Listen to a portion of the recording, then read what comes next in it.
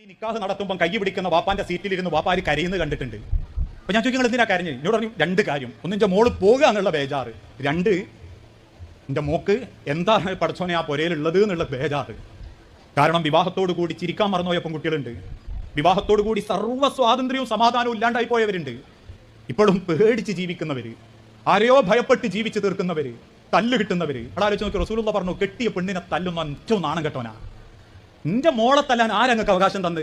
എന്റെ മോളെ മേത്തൊട്ടെന്ന് ഞാൻ അറിഞ്ഞ ഒരു വാപ്പാന്നുള്ള നിലക്ക് എന്റെ നെഞ്ചിൻ്റെ ഉള്ളിന്റെ പെടച്ചിന് മാറിയിട്ടില്ലെങ്കിലുണ്ടല്ലോ, എന്റെ മോളങ്ങൾ പൊന്നിട്ട് പൂജിച്ചാലും പടച്ചോൻ പറയാ അള്ളാന്റെ കണ്ടിൽ ഇനി ഇരുകാലി മൃഗ.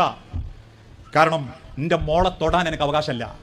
ഞാൻ അവളെ എനിക്ക് തന്നത് എന്റെ കുടുംബം ഉണ്ടാക്കാനാ, എനിക്ക് മക്കളെ തരാനാ, എന്റെ ജീവിതം മുന്നോട്ടുണ്ടുവാനാ. അതുകൊണ്ട് തന്നെയാണ് പ്രവാചകൻ സല്ലല്ലാഹു അലൈഹി വസല്ലം പറഞ്ഞതും, നിങ്ങളിൽ ഏറ്റവും നല്ലവൻ അഹ്സനുക്കും ലിനിസാഇക്കും, നിങ്ങളുടെ ഭാര്യമാരോട് ഏറ്റവും മര്യാദക്ക് പെരുമാറുന്നവനാ.